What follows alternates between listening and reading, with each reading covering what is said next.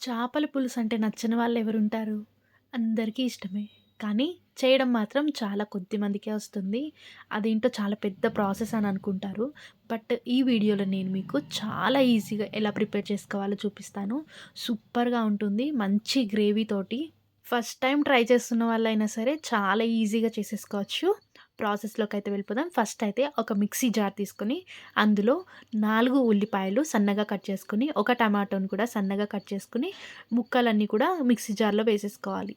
Next ఇందులోనే కొంచెం వెల్లుల్లి, కొంచెం అల్లం అవి కూడా వేసేసుకొని, కొంచెం వాటర్ యాడ్ చేసుకొని, ఫైన్‌గా మిక్స్ అయితే పట్టుకోవాలి. ఇలా ప్రిపేర్ చేసుకున్న పేస్ట్‌నైతే పక్కన పెట్టేసుకోండి. నెక్స్ట్ అయితే మనం ఫిష్ కర్రీ చేయడానికి ఒక పాన్ అయితే తీసుకొని, అందులో కొంచెం ఆయిల్ అయితే యాడ్ చేసుకోవాలి. యాక్చువల్‌గా ఫిష్ కర్రీలో ఆయిల్ అనేది ఎక్కువ ఉంటేనే చాలా బావుంటుంది.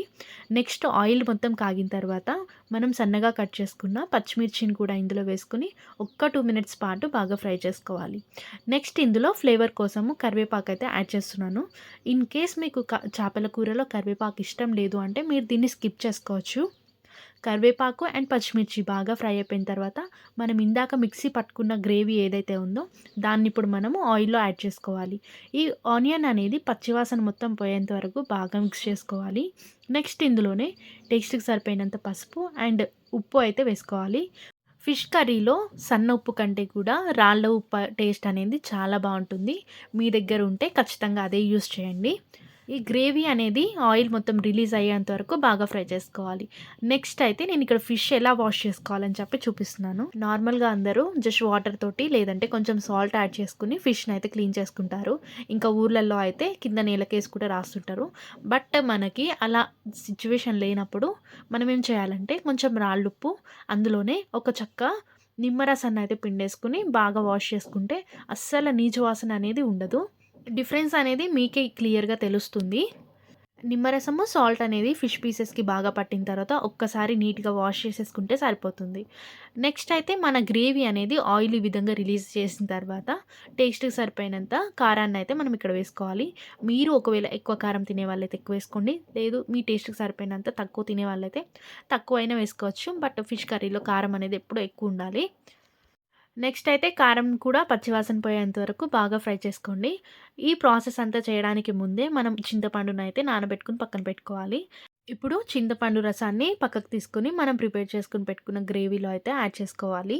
నెక్స్ట్ మన గ్రేవీ కన్సిస్టెన్సీకి సరిపోయినంతగా ఒక 2 ఆర్ 3 గ్లాసెస్ ఆఫ్ వాటర్ అయితే యాడ్ చేసుకొని ఫస్ట్ ఈ వాటర్‌ని మొత్తం కూడా బాగా బాయిల్ అవ్వనివ్వాలి. మనకి పులుసు అనేది ఈ విధంగా చక్కగా బాయిల్ అయిపోయిన తర్వాత ఫిష్ పీసెస్‌ని అయితే మనం యాడ్ చేసుకోవాలి.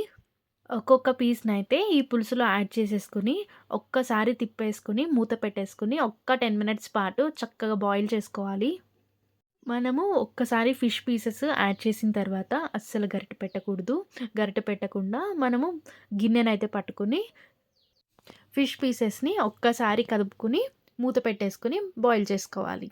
మధ్యలో ఒకసారి మూత అయితే తీసి గ్రేవీ కన్సిస్టెన్సీ అనేది మరీ చిక్కగా అయిపోకుండా అలా అని వాటర్ వాటర్ లాగా ఉండకుండా ఒకసారి టేస్ట్ చేసుకోవాలి. నాకైతే ఇక్కడ పర్ఫెక్ట్ కన్సిస్టెన్సీ వచ్చింది. సో నేను ఇప్పుడైతే కొంచెం టేస్ట్‌కి సరిపోయినంత ధనియాల పొడి అండ్ సన్నగా కట్ చేసుకున్న కొత్తిమీరని కూడా వేసేసుకొని ఒక్క 2 మినిట్స్ పాటు ఉంచేసి తర్వాత అయితే గ్యాస్ ఆఫ్ చేసుకోవడమే. మనకైతే పర్ఫెక్ట్‌గా ఫిష్ కర్రీ అయితే రెడీ అయిపోతుంది. వీలైతే ఒక్క 10, 20 నిమిషాల పాటు పక్కన పెట్టేసుకొని, ఆ తర్వాత సర్వ్ చేసుకుంటే చాలా బావుంటుంది. మీకు ఈ వీడియో నచ్చితే గనుక ఒక లైక్ చేయండి, షేర్ చేయండి, సబ్స్క్రైబ్ చేసుకోవడం మాత్రం అస్సలు మర్చిపోవద్దు. అంతే ఈ వీడియో. Bye bye.